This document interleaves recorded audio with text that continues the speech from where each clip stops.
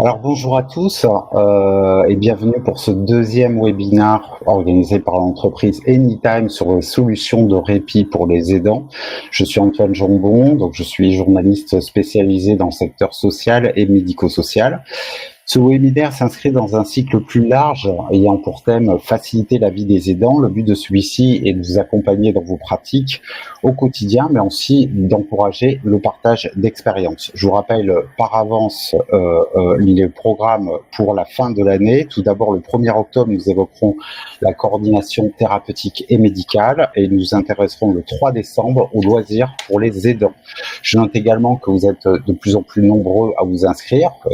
On prend de l'ampleur au fil des émissions et je vous en remercie. Avant que nous débutions nos échanges, je donne la parole à Carole Lecunf, directrice marketing et communication chez Anytime, qui va nous en dire plus sur la philosophie et les objectifs de ce rendez-vous. Carole, tu as la parole. Merci Antoine. Bonjour à toutes et à tous et bienvenue. Je vous souhaite la bienvenue à ce webinaire. Donc, je suis Carole Lecunf, en effet, directrice marketing et communication d'Anytime.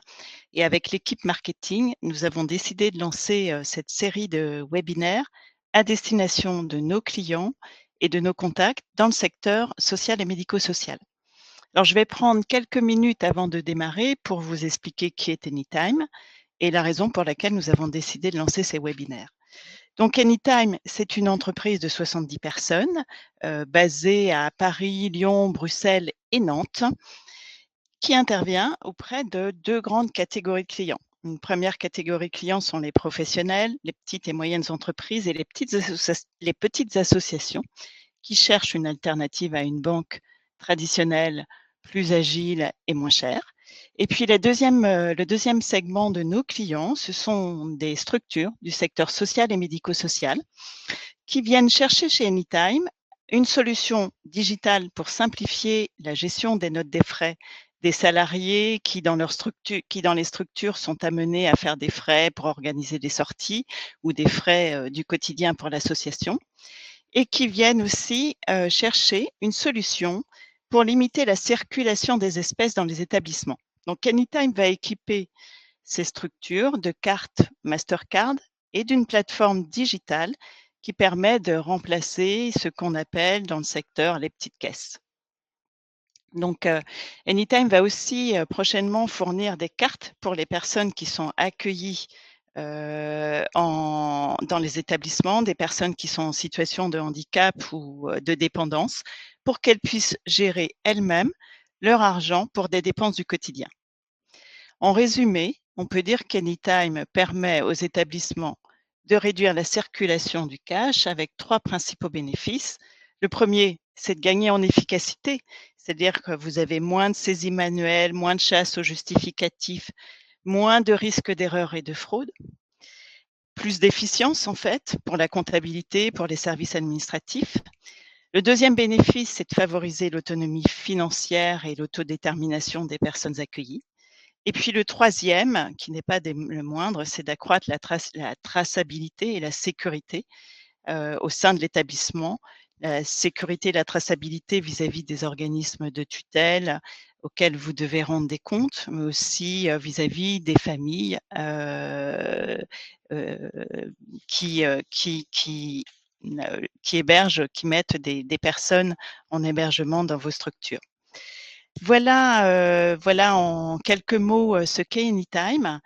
Et alors pourquoi nous lançons ces webinaires? Eh bien tout simplement parce que nous souhaitons apporter, au-delà de nos solutions, de l'information et du partage d'expériences sur des sujets qui sont vos sujets, des sujets au cœur de vos métiers.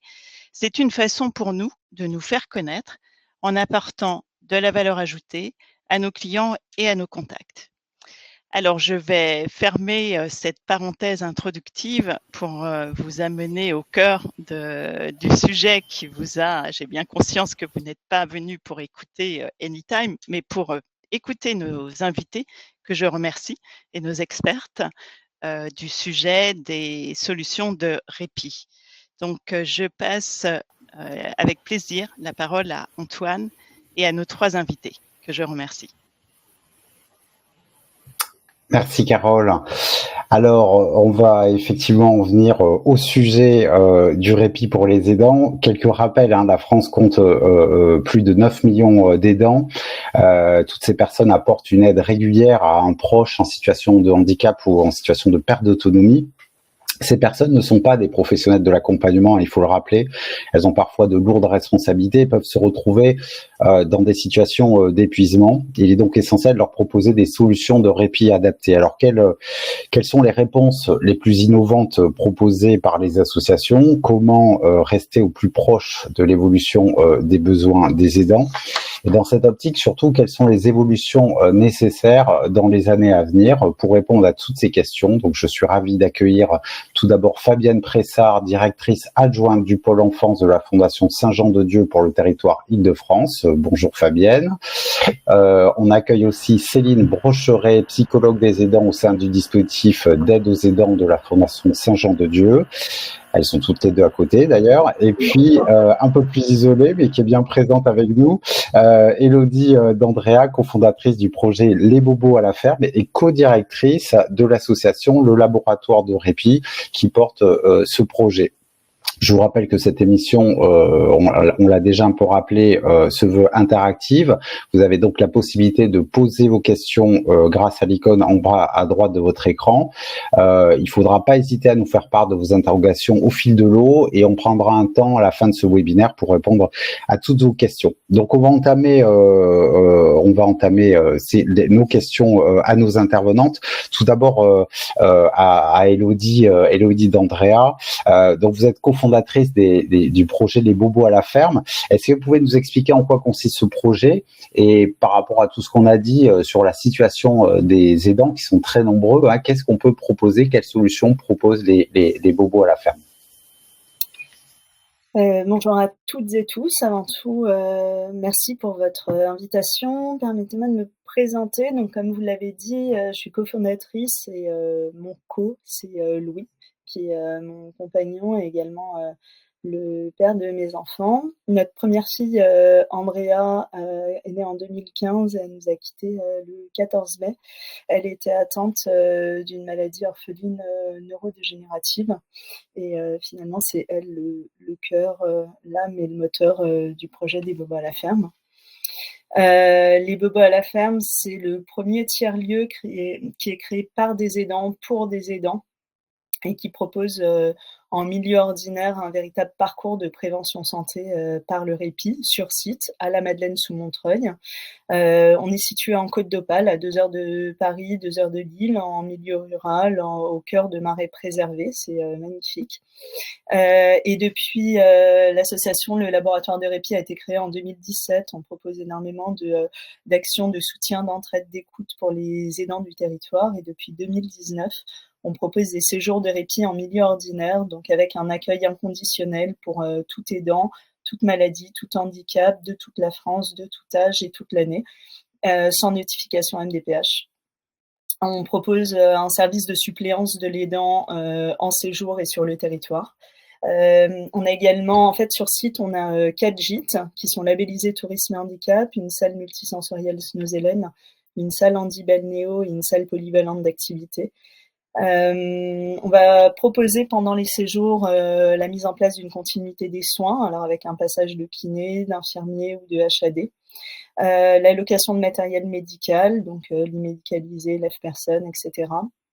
À l'accès, finalement, à la réservation de séjour, on a accès au guide d'activité adapté et au guide bien-être, avec un maillage territorial très fort sur des partenaires du territoire pour des activités nature, loisirs, culture, équestres, etc., adaptées. Et on accompagne chaque famille qui vient chez nous pour la mobilisation des financements et l'accompagnement administratif pour accéder finalement au séjour. Et on a une bâtisse face à la ferme qui sera inaugurée le 2 octobre et qui est la maison des parents aidants. C'est un lieu, donc il est labellisé lieu ressources parentalité, handicap et altorépie parentale par la CAF du Pas-de-Calais. Et c'est un lieu de soutien, d'entraide, d'écoute. C'est un lieu qui est fondé sur la paire-aidance professionnelle. La plupart des salariés sont eux-mêmes aidants, aidantes d'ailleurs. Et finalement, le site est dans un environnement accueillant, bienveillant, comme à la maison. Et d'ailleurs, on vit sur site. Donc, on assure une présence continue sur site et on veille à ce que cet accueil soit optimal. Voilà. D'accord, très bien. Ce qu'il faut retenir, il y a deux éléments très intéressants dans ce que vous racontez, hein. Je me permets de vous relancer parce que je suis très curieux que vous répondiez à quelques petites questions complémentaires. Il y a déjà l'inscription en milieu ordinaire, hein. Ça a l'air d'être un axe très très fort de votre projet. Et après, ce qui est très intéressant, parce que ça on l'évoquera aussi à la fin de l'émission, potentiellement, c'est cette question de l'aide aux démarches administratives, hein. On va pas trop rentrer dans les détails, mais est-ce que cette aide justement à l'accès aux finances, les démarches administratives pour être aidé en tant qu'aidant, ça c'est un vrai sujet qu'il faut prendre en compte. C'est le sujet, le premier épi pour les aidants et administratifs. On croule sous les dossiers tout le temps, on n'en peut plus. Un vrai sujet d'ailleurs, c'est le non-recours aux aides, vu la difficulté finalement pour remplir des dossiers, mais finalement aussi l'abandon avant de demander, tellement voilà, on est acculé sous les demandes MDPH, les rendez-vous administratifs, les rendez-vous médicaux, et finalement même quand on doit partir en vacances, on nous demande en fait de remplir des dossiers. Donc c'est très difficile. C'est des dossiers aussi où on demande des informations qui sont très personnelles, et finalement il y a une espèce, je pense qu'on peut utiliser le mot d'humiliation pour donner accès en fait à des données personnelles, alors qu'on a envie finalement de simplement souffler et d'accéder à des vacances, comme tout le monde. D'accord. On aura l'occasion d'y revenir plus loin dans l'émission, justement sur les attentes et les besoins des aidants. Moi, je voudrais me tourner maintenant, regarder la partie de mon écran qui concerne Fabienne. Fabienne, donc, est-ce que vous pouvez nous détailler en quelques minutes justement ce que propose la Fondation Saint-Jean-de-Dieu pour aider, pour répondre aux besoins de tous ces aidants? Oui, bonjour, merci également pour l'invitation et puis merci pour cette présentation des nouveaux à la ferme. On en entend parler, c'est vraiment un super projet. Alors c'est vrai que nous, notre démarche, elle est différente parce qu'à la base, on est un établissement médico-social, un gros établissement médico-social puisqu'il regroupe sur le même site un institut d'éducation motrice, un établissement pour enfants polyhandicapés, une maison d'accueil spécialisée. Depuis 2015, on a une réflexion au niveau de cet établissement pour être au plus proche des réponses, apporter des réponses au plus près des besoins des personnes accueillies. Et cette question des répits, on la sent très fortement dans les échanges avec les familles, soit sur les personnes qu'on accompagne nous, soit sur les sollicitations pour des sans-solution, des familles au bord de l'épuisement.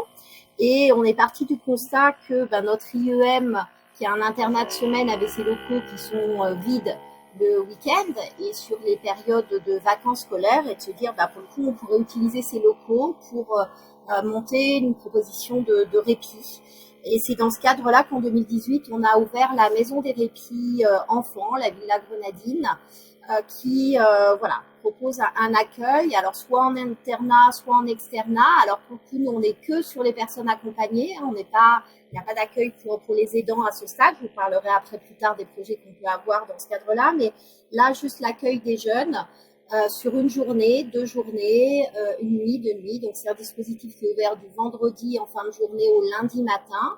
Et puis sur des semaines de vacances où là, vous voyez, au mois d'août, on sera ouvert 4 semaines d'affilée pour ce dispositif. Donc on a 20 places, 15 en internat, 5 en externat, et avec un public un peu tout venant.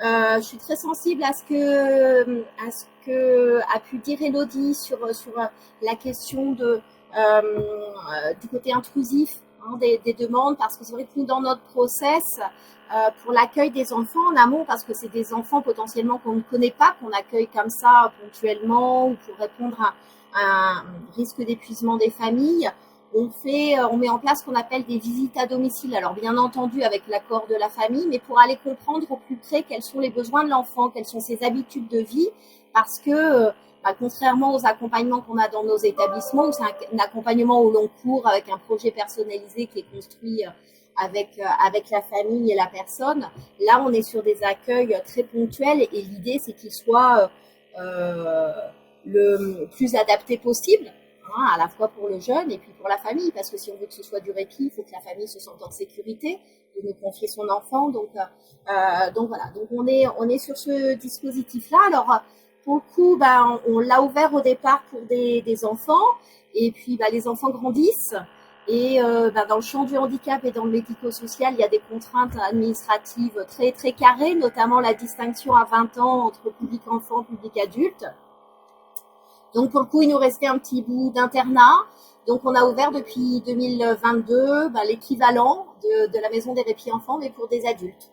Alors, principalement des jeunes adultes, parce que c'est vrai qu'au départ, c'était plutôt les grands de la maison des répits qui ont basculé, mais on commence à être connus et avoir d'autres demandes. Donc voilà, donc on a ces deux maisons des répits, et puis plus largement une réflexion sur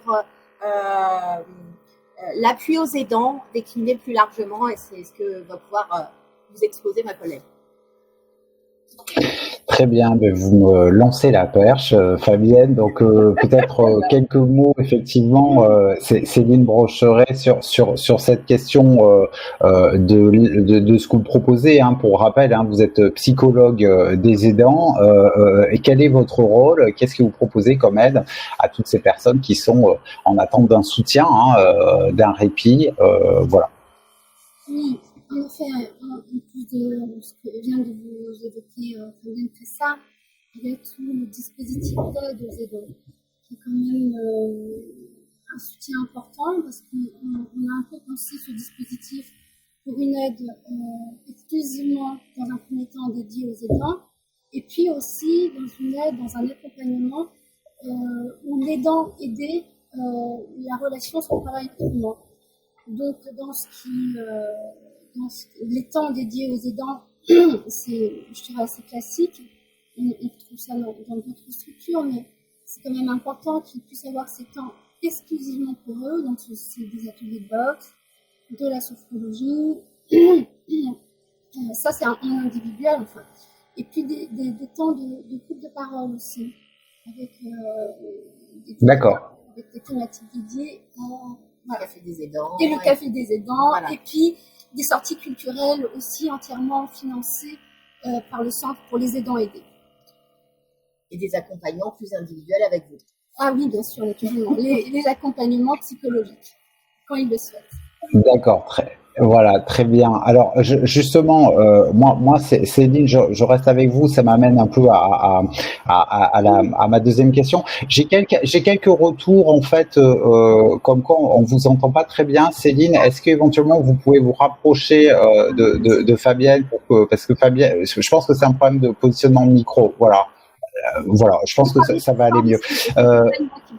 Ouais, voilà. Oui, parce qu'il y a ce fameux bruit de l'ordinateur. On s'excuse auprès des spectateurs, mais bon, voilà, il faut faire avec et parler juste un petit peu plus fort. Peut-être Céline.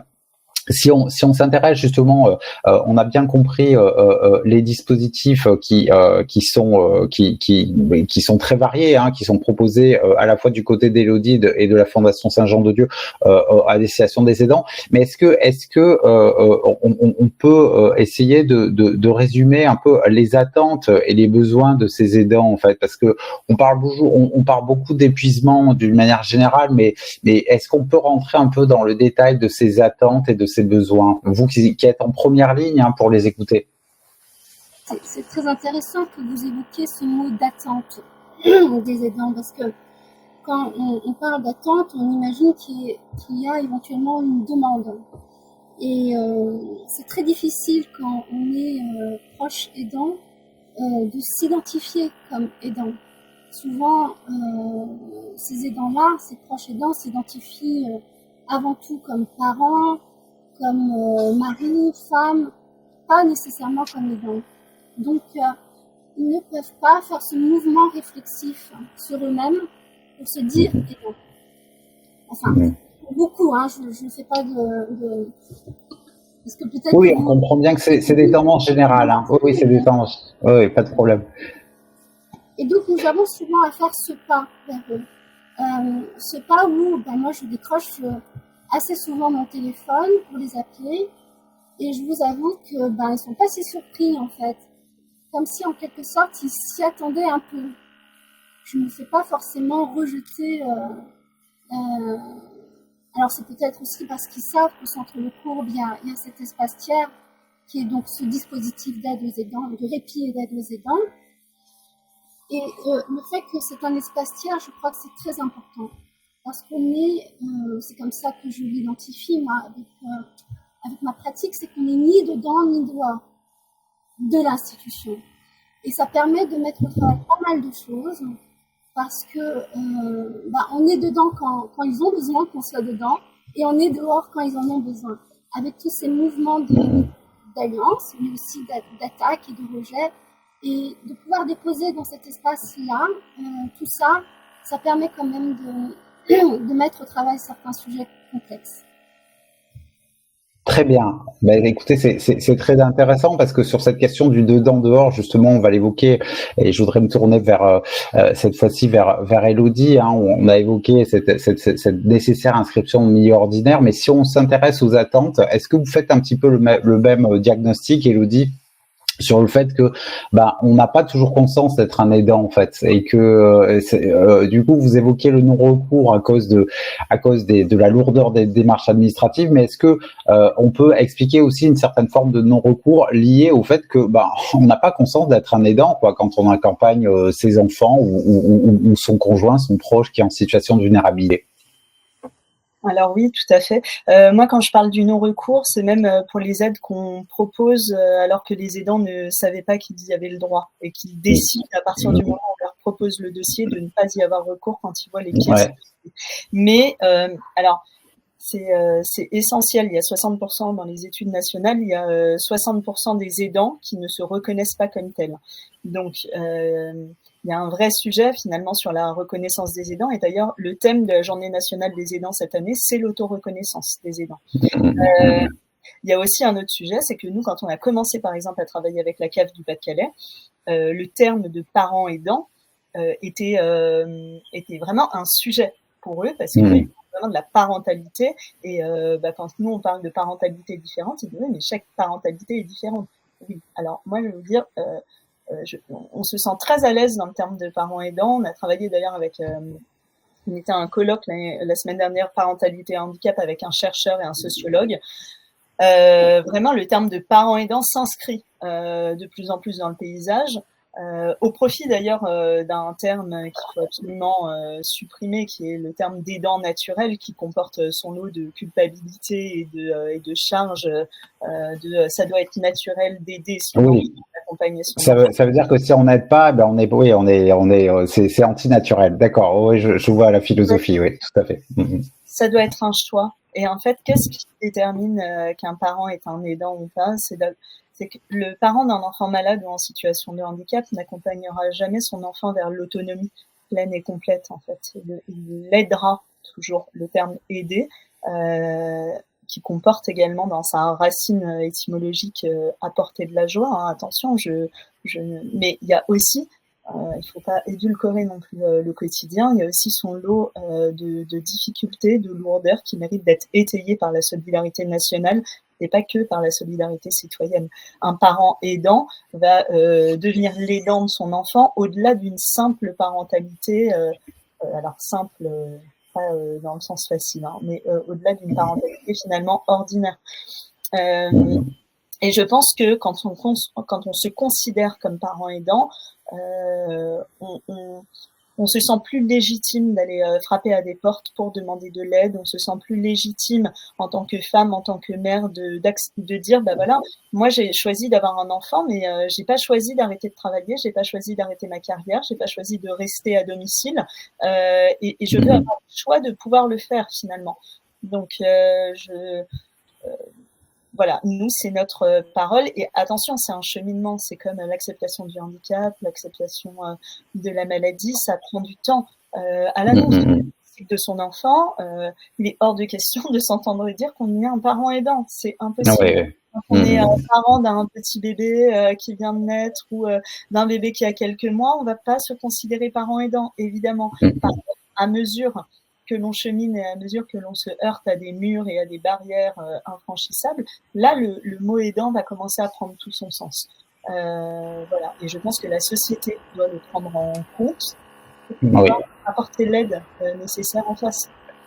Oui, et cette aide durable et progressive et durable, hein, on est d'accord sur ça. Céline, vous souhaitiez réagir, hein, donc je vous vois lever la main, donc je vous laisse réagir. Je ne m'autorise pas à prendre la parole comme ça. Allez-y.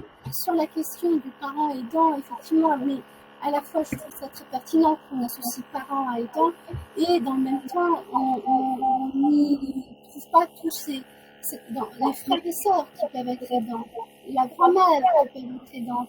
C'est pour ça que moi je parle plus facilement de proches aidants, parce que souvent lorsque le handicap et la maladie arrivent ou tombent comme ça dans la famille, on voit souvent une grande mobilisation de tout le système familial, et chacun à sa façon, enfin, quand c'est possible, dans certaines familles, parce que c'est pas toujours possible dans toutes les familles, mais on voit bien que tout se mobilise, et la fratrie est autant touchée. Moi, je reçois autant les enfants, des ados, enfin voilà, le public est très large. Ouais, tout à fait. En première ligne, mais avec tout le reste de la famille, on va dire. Ouais. D'accord, très bien.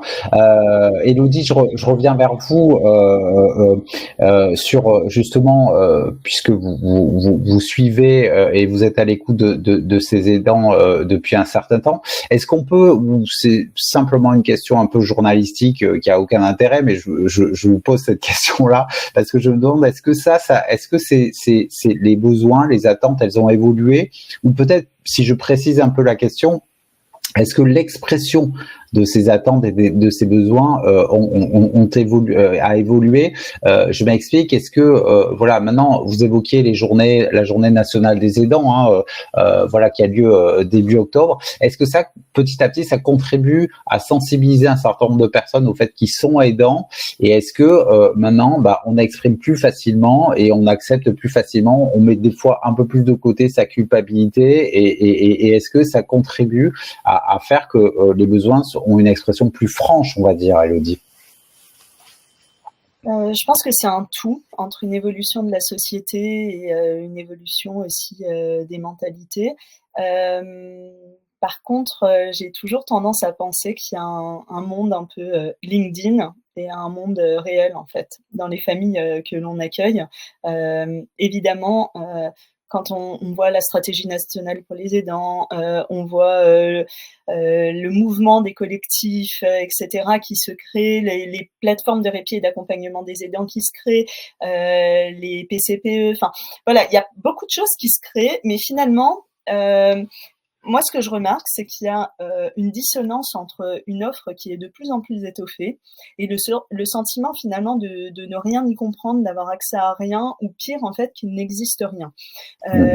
On accompagne beaucoup de familles qui viennent ici finalement vers un accompagnement plus local quand ils rentrent à la maison, en leur disant d'aller voir sur certains sites quelle est la plateforme de répit et d'accompagnement les plus proches, quelle est alors je voulais juste revenir parce que certes on tient beaucoup au fait d'être un milieu ordinaire, mais pour moi c'est on travaille beaucoup en lien avec les établissements et services médico-sociaux. Ouais, l'importance de la coordination, ouais, tout à fait. C'est hyper important, c'est-à-dire que nous, on se considère comme une solution parmi tant d'autres. Et il faut qu'il y ait autant de solutions qu'il y a d'aidants. Il est absolument nécessaire qu'il y ait de l'accueil temporaire, qu'il y ait des plateformes de répit, qu'il y ait un accueil, parce que finalement, c'est une question de justice sociale. et c'est ça en fait qui doit évoluer. Donc je sens qu'aujourd'hui on est dans une passerelle entre deux mondes, le tout médico-social et finalement nous on représente cette logique de désinstitutionnalisation, mais il ne faut surtout pas nous élever les uns contre les autres. Au contraire en fait, il faut absolument qu'on travaille Bien ensemble, sûr, ouais. qu'il y ait une continuité de l'accompagnement des aidants. Moi je travaille en lien très étroit avec les plateformes de répit, avec les établissements médico-sociaux. On accueille une trentaine de séjours d'établissements médico-sociaux avec des résidents et des professionnels toute l'année.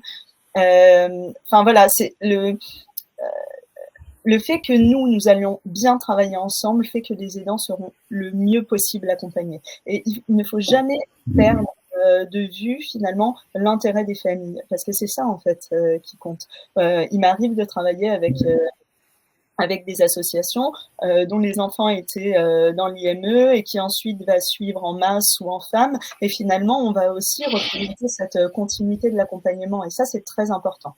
Mais pour revenir à votre question, je pense qu'il y a aujourd'hui, il y a beaucoup de solutions, mais je constate toujours que plus le handicap est lourd, moins le répit est un sujet. Et parce qu'il est très difficile, avec Andrea, on n'aurait jamais pu partir nulle part en vacances dans les solutions qui sont proposées. Uniquement si on avait trouvé un bobo à la ferme ailleurs. Donc c'est ça aussi, quelque part, on a créé sur place la possibilité qui ne nous était pas offerte ailleurs. Et un handicap tellement lourd. Aujourd'hui, on accueille beaucoup d'enfants qui sont en soins palliatifs pédiatriques, qui sont en fin de vie, qui sont suivis par des PCPE dans des situations très complexes et extrêmes. Et je veux juste te dire que si nous, on arrive à le faire, finalement, d'autres peuvent y arriver, puisque finalement, on est c'est quelque part aussi ce qui dérange, de montrer finalement avec une réponse accompagnée, sur mesure, une attention parfaite, ce qui coûte de l'argent, clairement, évidemment. Où tu fais du 1 pour 1, où tu fais du cousu humain dans la dentelle, ça a un coût, c'est sûr et certain. Mais aujourd'hui, quelle société on veut, en fait? Quel est le coût du non-répit des aidants? Il y a un tiers des aidants qui meurent avant d'être aidés, et encore, officiel, mais le répit ne doit pas être considéré comme quelque chose, et je pense que c'est aussi là ce vers quoi on tend, comme la cerise sur le gâteau, quelque chose, ah bah tiens, quand tout est réglé, vous pouvez peut-être penser aux vacances. Mais en France. Oui, ce que vous voulez dire, c'est que il faut cesser d'analyser cette problématique comme un coût ou comme un coût supplémentaire, mais vraiment comme un investissement aussi. Hein. C'est ce que vous voulez nous dire aussi. Hein. Ouais, d'accord. Il faut considérer juste les coûts cachés de dépenses, en fait. Changer juste la focale, changer de logique. Et sur cette question de la souplesse, on va y venir dans les questions suivantes, hein, sur la souplesse dont pourraient bénéficier les structures justement pour monter ce type de projet. Moi, je voulais juste faire réagir Céline sur le sujet, notamment sur cette idée que quand on souhaite demander de l'aide, on se retrouve, et ça c'est on va dire que je veux pas tirer à boulet rouge sur le médico-social, mais je connais suffisamment le secteur pour il y a toujours ce phénomène de millefeuille et de manque de lisibilité pour les personnes accompagnées. Est-ce qu'à votre avis, justement, vous partagez ce diagnostic comme quoi l'accès aux aides, l'accès aux réponses est pas assez lisible pour les aidants aujourd'hui? Effectivement, moi je rejoins Élodie lorsqu'elle dit qu'on fait dans la dentelle, parce que si le politique pense au public des aidants, c'est souvent pensé de façon homogène. Or, on a affaire à un public absolument hétérogène où chaque situation a ses spécificités, a ses particularités. Et effectivement, nous, au Centre Le Courbe, on a un guichet unique qui permet, avec une adresse mail, un numéro de téléphone, quel que soit le besoin identifié ou non identifié, de contacter le centre. Et ensuite, en fonction des besoins et des demandes, c'est ventilé sur les services et les dispositifs qui seraient en mesure d'y répondre.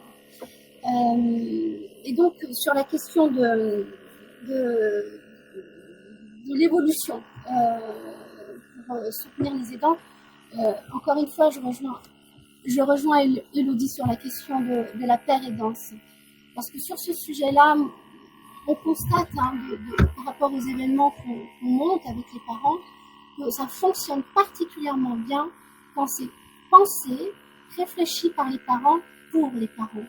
On a comme ça un petit rock qui se fait à Saint-Jean. Quand les initiatives partent d'eux, c'est beaucoup plus mobilisateur pour les parents. Et moi, j'y crois beaucoup à la paire aidance. Même en institution, on peut initier des choses. Oui, tout à fait. Voilà. Très bien, merci beaucoup. Alors, si on se situe un petit peu et qu'on se projette un peu vers l'avenir, vous avez monté déjà des projets extrêmement innovants, mais comment vous envisagez, puisque on a vu que l'expression des besoins des aidants, mais peut-être même les besoins même évoluent en permanence, qu'il faut faire de la dentelle.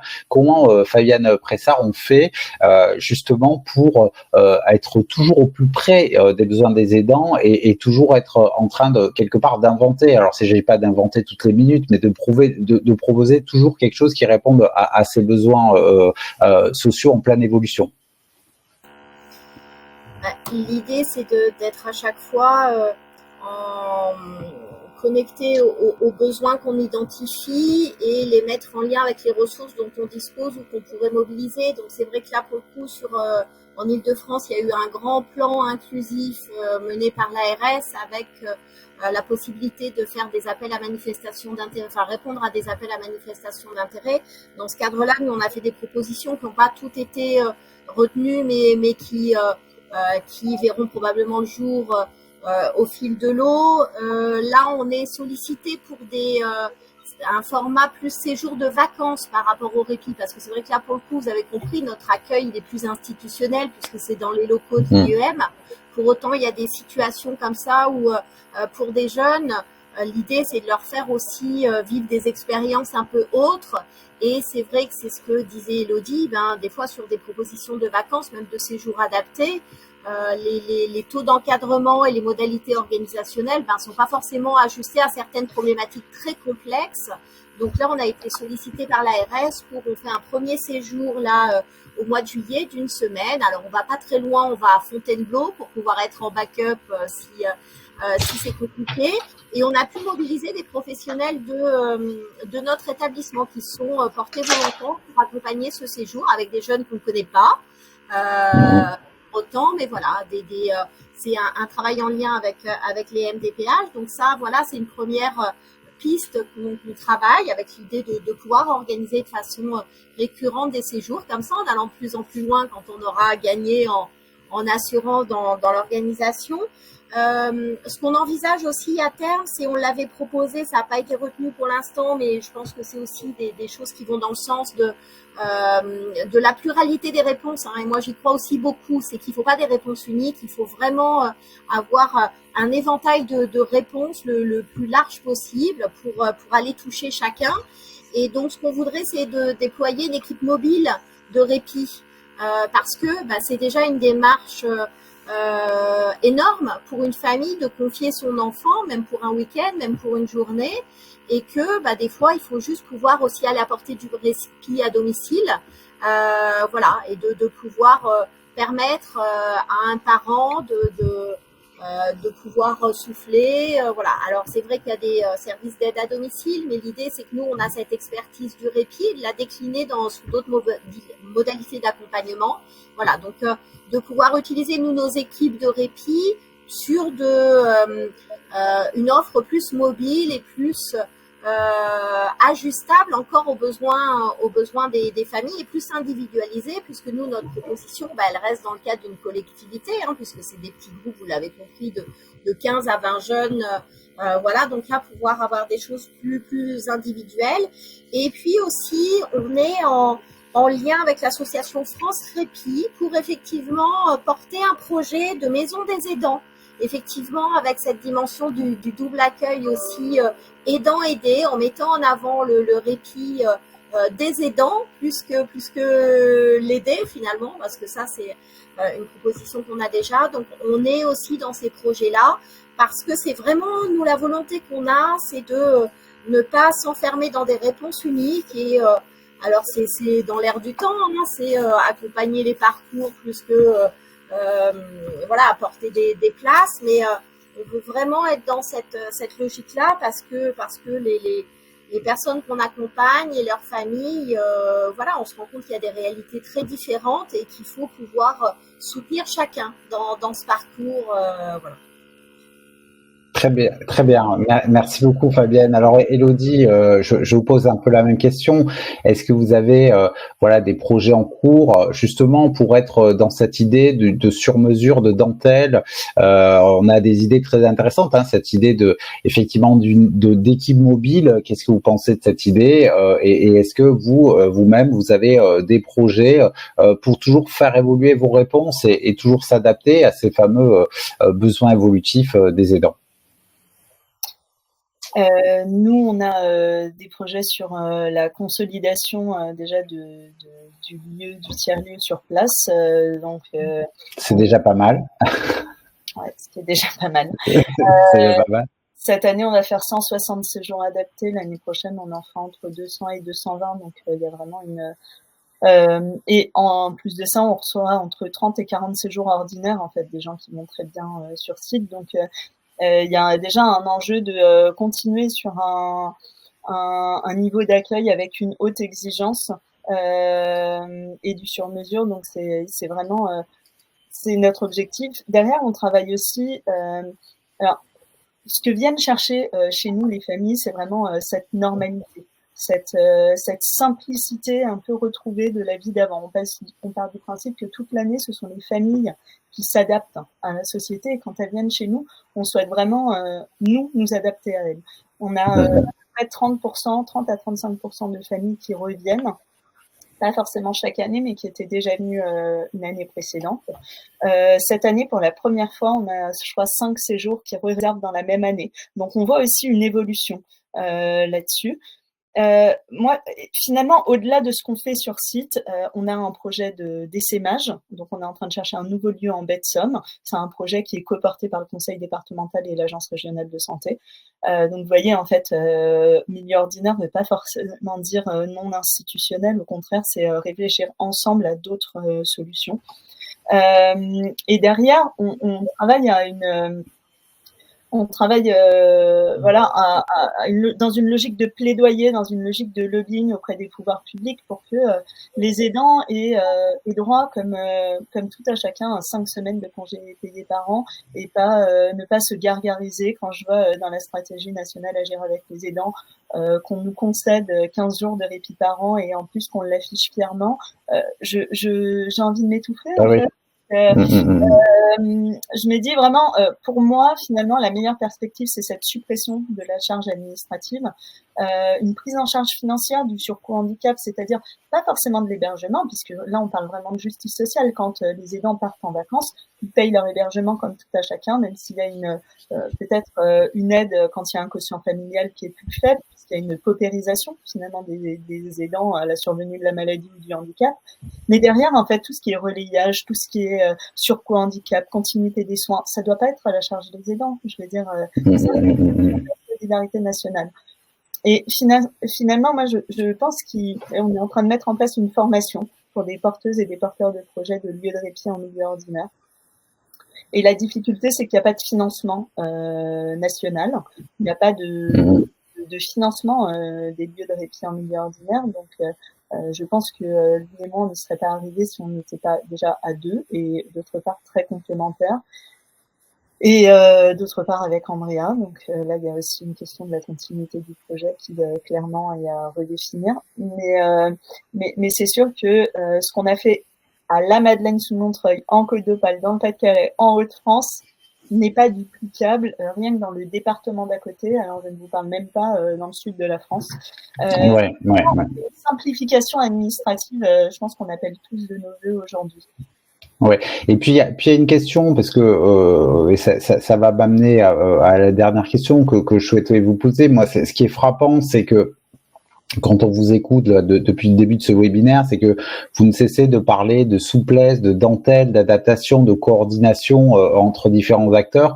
On a l'impression qu'on a aujourd'hui un système, alors sans forcément tirer à boulet rouge sur les pouvoirs publics, parce qu'on voit bien que et vous n'êtes pas en dehors des aides. Vous avez beaucoup de partenaires parmi les pouvoirs publics, mais il y a quand même une forme de législation qui a tendance à normaliser l'appel à projet, le fait de répondre dans les clous, le fait d'apporter des réponses un peu globales. Est-ce qu'il y a des efforts à faire justement pour vous laisser cette liberté de créer, d'innover, de faire toutes ces réponses dans la dentelle?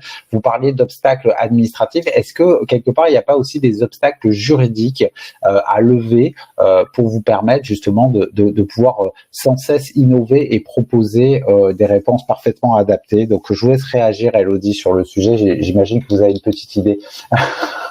Je pense que la première chose, c'est d'être à l'écoute des besoins des bénéficiaires et des associations sur le terrain qui mènent un travail exceptionnel depuis des années et des années. Aujourd'hui, on le voit avec l'arrivée des PFR, à un moment donné, les plateformes de répit et d'accompagnement des aidants qui fonctionnent le mieux pour moi, et je travaille avec énormément de PFR, c'est celles qui ont réussi à être complémentaires du maillage territorial qui existait. On ne peut pas arriver et penser qu'on va tout inventer au bout de mois, c'est très difficile. Aujourd'hui, en France, on fonctionne avec un appel à projet qui est créé par l'ARS et qui, derrière, va définir finalement un cahier des charges et les contours de l'accompagnement. Mais déjà, écoutez-nous. Je veux dire, moi, je suis différente d'un aidant de son proche Alzheimer qui a la maladie de Charcot, etc. On veut pas. Bien sûr. Je pense qu'ensuite, il faut financer l'innovation sociale sur le moyen et le long terme. Aujourd'hui, on est en mode, alors ça va peut-être un peu changer, mais Startup Nation, où on va financer l'innovation sociale à tout va, sur un démarrage, et derrière, en fait, comment on pérennise finalement. Il ne faut pas faire absolument du neuf sur tout, c'est-à-dire qu'il faut être cohérent, tester les choses et puis financer ce qui fonctionne. Oui, tout à fait. Donc, tout à fait. Innover, ça veut pas dire, oui, effectivement, de se consacrer sur un financement à la sortie du projet et puis ensuite laisser tomber. Effectivement, il y a cette question de la pérennité, de l'expérimentation et de la généralisation éventuelle au territoire, ou en tout cas l'adaptation au territoire. Fabienne, est-ce que vous partagez l'analyse d'Elodie sur le fait de qu'on est dans un système comme ça de financement qui est un peu qui est pas très agile en fait, qui est un peu lourd, où on demande des cahiers des charges précis. Quand on avait échangé, Fabienne, vous aviez dit que ce qui vous trouviez intéressant par rapport à cette question-là, c'était l'appel à manifestation d'intérêt qui donnait peut-être plus de souplesse. Est-ce que vous pouvez nous en dire quelques mots et est-ce que vous pouvez nous dire si vous êtes vous aussi victime de ces fameux appels à projets un peu lourdingues? Voilà. C'est vrai que je pense qu'il y a une volonté quand même des pouvoirs publics d'aller vers cette agilité, même si on sait que l'administration en France, elle a toujours une temporalité un peu décalée. Et c'est vrai que la logique des appels à manifestation d'intérêt, c'est plus souple, puisque là, c'est pas des projets énoncés par l'ARS, mais c'est nous-mêmes, ils ouvrent une enveloppe avec des thématiques, orientées polyhandicap, orientées répit, orientées troubles neurodéveloppementaux. Ils ouvrent une enveloppe et par rapport à ça, ils nous sollicitent pour faire des propositions de projets, de dispositifs, avec une contrainte, c'est d'apporter des réponses rapides. Vous voyez, l'idée, c'est pas de se dire, faut que je construise un bâtiment, que je trouve le terrain et tout ça. Donc, c'est nous inciter, nous, les institutions, à être agiles aussi, nous, dans nos modes de fonctionnement, les décaler un peu et apporter d'autres propositions. On est quand même, la lourdeur administrative, elle est pour les familles, elle est pour les administrations aussi. Vous parliez, Elodie, tout à l'heure de la question de la notification MDPH. Nous, on est contraints, soumis à cette obligation de notification MDPH. Il faut la bonne pour le bon dispositif. Et ça permet pas toujours cette agilité sur la comptabilité aussi de l'activité et tout ça. Donc, en tout cas, il y a une formule, nous, pour laquelle on se met en ordre de marche pour évoluer dans ce sens-là, et je pense avec le soutien de l'ARS de Paris, c'est de pouvoir, en tout cas au niveau des dispositifs enfants, se structurer en plateforme. se structurer en plateforme, c'est-à-dire qu'on s'exonère de la logique des différentes catégories d'établissements et des différentes catégories de notifications, et d'être autorisé pour une file active autour de notre plateforme qui nous donne de l'agilité pour dans la construction du projet avec les familles. Voilà, utiliser nos différentes ressources qui vont du CESAD au répit, à la dimension institutionnelle, à l'inclusion prochainement avec une unité d'enseignement externalisé, pour pouvoir construire vraiment un parcours complet sans être contraint par des délais. Il faut changer la notification, il faut, mais si on le met là et là, ça ne compte pas l'activité. Enfin voilà, on a nous quand même des contraintes administratives qui nous pèsent. Je pense que cette logique de plateforme, elle apportera quand même un peu plus de souplesse par rapport à ça, dans un cadre contraint qui est normal, puisqu'on fonctionne avec des budgets de l'État. Il faut qu'on puisse rendre des comptes et justifier de la bonne utilisation de ces sommes. Voilà, donc on espère aller vers plus d'agilité, parce que effectivement on parle beaucoup de souplesse, d'adaptabilité, de pouvoir être créatif, mais c'est vrai que le cadre réglementaire ne nous y aide pas toujours et peut complexifier. Après, je pense que, en tout cas sur Paris, on a une qualité d'écoute qui nous permet quand même d'être entendus dans les projets et voilà. Après, je pense que l'enjeu aussi, c'est effectivement de pas fonctionner en millefeuille et de pas avoir des réponses qui se surajoutent c'est ce que disait Elodie, sur la complémentarité des réponses sur le territoire. Et ce qui est difficile, ça nécessite une identification de tous les dispositifs et toutes les propositions qui existent sur le territoire. Et des fois, ça peut être un petit peu compliqué, parce que ça aussi, c'est chronophage d'aller à la rencontre de chacun et pris dans le quotidien de nos institutions, de nos pratiques, c'est s'autoriser ce temps. Et merci pour les webinaires comme vous faites, ce qui permet d'ouvrir un peu nos chakras et de découvrir d'autres choses. Mais c'est aussi un vrai engagement qu'on doit avoir, d'aller chercher, s'interroger sur toutes les ressources qu'on a sur un territoire. Parce que l'idée, c'est nous la dimension de notre guichet unique, c'est de pouvoir avoir une porte d'entrée unique pour les familles qui nous interpellent et prendre le temps d'évaluer quelle est la demande, quelle est la vraie demande, on va dire, parce que souvent ça va être demande de place, mais c'est bien autre chose. Et l'idée, c'est qu'on n'ait pas la réponse à tout non plus, parce que c'est pas ça la solution, mais de pouvoir, par rapport aux personnes, leur dire est-ce que vous connaissez tel dispositif, faire la mise en relation, les accompagner dans ces démarches-là pour construire des solutions qui sont les plus adaptées. D'accord, très bien. Fabienne, je vous remercie. On s'approche de la fin de ce webinaire qui passe décidément à toute vitesse. Alors, il y a plusieurs remarques par rapport à tout ce que vous nous avez dit et plusieurs questionnements aussi. Alors déjà, je vais commencer par le remarque. Fabienne, vous évoquiez la souplesse et l'écoute qu'il y avait en Île-de-France. Je regarde aussi que du côté de la métropole de Lyon, avec des financements 100% ARS, il y a des beaux projets très souples qui se mettent en place. Donc, je lis ce que je vois, gardons espoir. Donc, il faut aussi garder espoir, parce qu'il y a des jolies choses qui se font dans tous les territoires. Ensuite, il y avait des questions, effectivement, parmi les remarques des participants à cette émission. Sont évoquées effectivement cette question du millefeuille et du défaut de visibilité. Donc Fabienne, vous avez contribué à répondre à la question sur le fait de s'intéresser aussi à ce que font les autres. Ça permet aussi d'arriver à mettre du liant et de la cohérence entre toutes les solutions proposées. Et puis il y avait des questions un petit peu plus pratiques, donc je vais peut-être vous les poser. Une question de est-ce qu'il existe un annuaire sur le territoire des solutions de répit? Est-ce qu'il y a un document source sur lequel les personnes puissent se tourner? Alors je ne sais pas qui veut répondre, Elodie, Fabienne, sur le sujet. Est-ce qu'il y a est-ce qu'il serait, et si c'est pas le cas, est-ce qu'il faudrait se créer ce document un petit peu on va dire universel des solutions de répit à l'échelle d'un territoire? Alors moi j'ai cité ma boussole aidant, parce que ça fait partie quand même, c'est quand même l'ambition du site qui est de répertorier toutes les solutions existantes pour les aidants. Ça a été créé par l'Agir Carco, donc c'est une cible de nombreux acteurs. Donc je me dis quand même, ça doit comporter beaucoup de solutions. Mais en tout cas, j'oriente beaucoup les familles vers ma boussole aidant. Il y a aussi le site soutenirlesaidants.fr qui est le site de la Fédération des plateformes de répit. Donc là, c'est pour connaître quelle est la plateforme de répit à proximité de chez soi.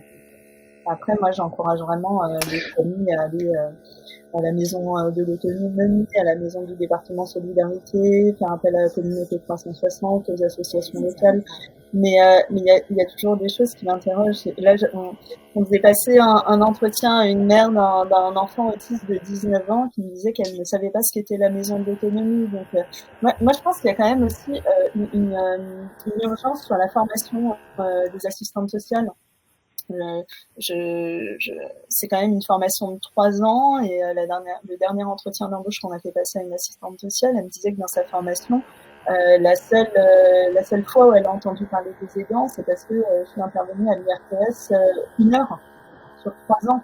Donc je m'étais les premières interlocutrices des aidants pendant au moment de l'annonce. Moi-même, quand j'ai été accompagnée par une assistante sociale à l'hôpital Robert Debré à Paris, jamais en 1 an, on nous a prononcé le mot aidant en 2016.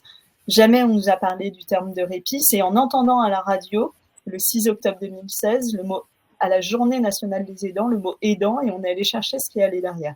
Donc je pense que déjà de repenser la formation des professionnels, pas uniquement centrée sur la personne dépendante, mais de l'ouvrir aussi à l'écosystème familial, aux proches aidants. Sur son environnement, ouais, tout à fait. Ouais, tout à fait. Ouais. D'accord, très bien. Fabienne, est-ce que vous partagez ce point de vue justement de peut-être réfléchir à remodeler ou en tout cas à enrichir, à compléter la formation des travailleurs sociaux sur l'importance des aidants et l'importance de prendre la personne non plus uniquement elle, mais sur son environnement aussi proche. Mais ça, oui, c'est un enjeu important. C'est un enjeu important. De toute façon, on voit par rapport au métier du médico-social et de l'aide. En général, il y a vraiment un gros, comment je dirais, déficit de vocation et je pense qu'il faut ajuster les formations à ce que devient l'accompagnement et à ce qu'on veut en faire. Et voilà, on est dans cette logique effectivement d'accompagner les parcours. Les parcours, ça veut dire tenir compte de l'ensemble des dimensions de la personne accompagnée, sa famille, ses amis, son lieu d'habitation, enfin voilà. Et c'est effectivement un travail qu'il faut accompagner par la formation initiale, la formation continue. C'est ce qu'on essaye de faire aussi. Alors c'est à la fois, c'est tout un enjeu, c'est un enjeu managérial aussi important pour les responsables parce que à la fois, il faut accompagner les professionnels à plus d'agilité, justement à aller s'intéresser à ce qui se passe ailleurs, à se décaler un peu des façons de faire et de se dire il y a d'autres modalités, il faut s'interroger à d'autres choses. Et puis, d'un autre côté, garder des identités professionnelles quand même avec, et effectivement, on n'accompagne pas, je vous parlais de l'équipe mobile, on n'accompagne pas un enfant de la même façon quand on va à domicile que quand on l'accompagne en institution. Ça exige des postures différentes, des modalités d'accompagnement différentes. Donc voilà. Donc c'est tous ces enjeux de faire évoluer les pratiques professionnelles et voilà, en les revalorisant, parce que c'est des beaux métiers.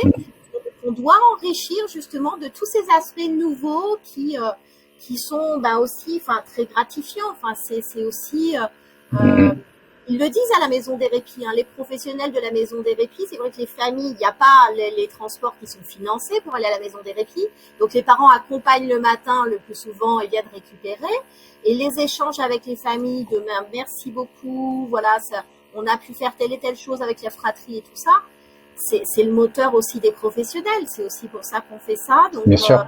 Donc voilà, bien sûr. Effectivement, il y a des tout ça, ça contribue. Ouais. tout ça, ça contribue à redonner du sens, effectivement, au travail aussi des professionnels. Bon, mais très bien. On va terminer sur ces bons mots ce webinaire. Donc, Élodie, Fabienne, Céline, je vous remercie. Je salue également nos spectateurs pour leur attention, leur participation. On a vu qu'il y avait des questions de plus en plus nombreuses. On va vous transmettre effectivement une enquête de satisfaction très courte pour évaluer la qualité de ce webinaire. On va vous envoyer aussi une présentation du projet Les Bobos à la ferme. D'ailleurs, on se permettra peut-être de demander à Fabienne et Élodie de nous renvoyer un certain nombre d'adresses, comme ça, pour avoir de ressources pour les aidants. Elles sont nombreuses, mais peut-être c'est pas du luxe de les rappeler. Je vous signale que le replay du webinaire sera disponible sur notre compte LinkedIn, un espace sur lequel vous pourrez retrouver de nombreuses actualités utiles au secteur social, médico-social. Je vous donne enfin rendez-vous le 1er octobre prochain pour évoquer le thème la coordination thérapeutique et médicale. Et en attendant, je vous souhaite une très belle journée sur Anytime. Encore merci à vous.